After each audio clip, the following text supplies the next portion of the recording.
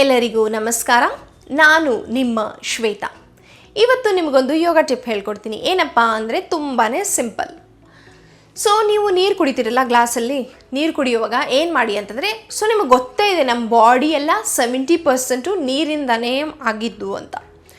ನೀವು ನೀರು ಕುಡಿಯುವಾಗ ಆ ಗ್ಲಾಸನ್ನು ಎರಡೂ ಕೈಯಿಂದ ಹಿಡ್ಕೊಂಡು ನೀವು ಕುಡಿಯೋಕ್ಕೂ ಮುಂಚೆ ಆ ಗ್ಲಾಸಲ್ಲಿರೋ ನೀರಿಗೆ ಹೇಳಿ, I am healthy, I am wealthy, I am at peace, everything is happening good for me.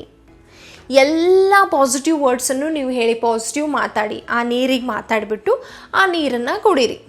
Daily ನೀವು ಒಂದು ಸತಿ ಆದರೂ ಈ ಪ್ರಾಕ್ಟೀಸ್ ಮಾಡಿ. ಇದರಿಂದ ಏನಾಗುತ್ತೆ ಅಂದರೆ ನಿಮ್ಮ ಬಾಡಿ ಒಳಗಡೆ ಇರೋ ನೀರಿನ ಮಾಲಿಕ್ಯೂಲ್ಸ್ ಕೂಡ ನೀವು ಹೇಳಿರೋ ಆ ಮಾಲಿಕ್ಯೂಲ್ ಚೇಂಜಸನ್ನು ಅಕ್ಸೆಪ್ಟ್ ಮಾಡ್ಕೊಳುತ್ತೆ. ಅದೇ ಥರ ವರ್ಕ್ ಆಗೋಕ್ಕೆ ಸ್ಟಾರ್ಟ್ ಆಗುತ್ತೆ. ಇದು ಬರೀ ಒಂದು ಟಿಪ್ ಅಲ್ಲ, ಇದು ಅಕಾರ್ಡಿಂಗ್ ಟು ಸೈನ್ಸ್ ಕೂಡ ವರ್ಕ್ ಆಗುತ್ತೆ. ನೀವು ಕೂಡ ಇದನ್ನು ಟ್ರೈ ಮಾಡಿಬಿಟ್ಟು ನಿಮಗೆ ಏನು ಅನ್ನಿಸ್ತು ಅಂತ ಕಮೆಂಟ್ ಸೆಕ್ಷನಲ್ಲಿ ಹೇಳಿ. ನಮಸ್ಕಾರ.